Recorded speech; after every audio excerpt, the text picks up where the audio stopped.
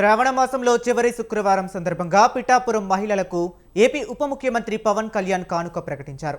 10,000 మంది ఆడపడుచులకు పసుపు, కుంకుమ, చీరలు పంపిణీ చేయాలని ఆయన నిర్ణయించారు. పిఠాపురంలోని శ్రీ పాదగయ క్షేత్రంలోని ఉమా కుకుటేశ్వర స్వామి పురుహూతిక అమ్మవారి ఆలయంలో సామూహిక వరలక్ష్మి వ్రతాలను ఏర్పాట్లు చేశారు. 22వ తేదీ ఉదయం 5 గంటల నుండి ఈ వరలక్ష్మి వ్రతాలు ప్రారంభం కానున్నాయి.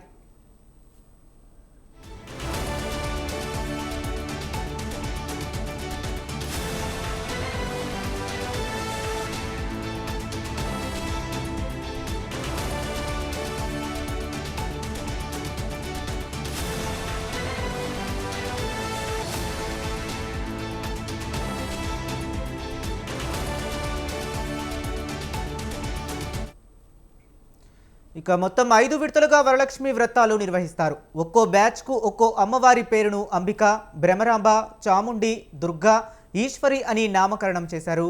ఉదయం 5 గంటల నుండి మధ్యాహ్నం 12:30 వరకు బ్యాచ్ల వారీగా వరలక్ష్మి వ్రతం నిర్వహిస్తారు.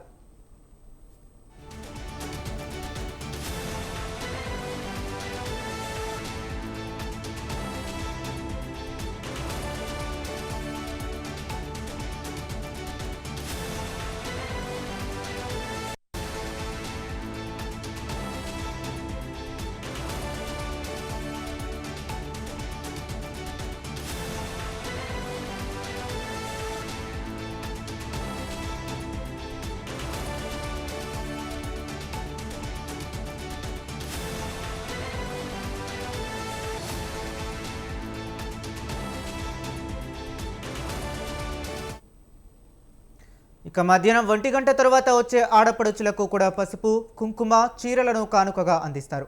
మొత్తం 10,000 మంది ఆడపడుచులకు చీరల పంపిణీ ఏర్పాట్లు చేస్తున్నారు.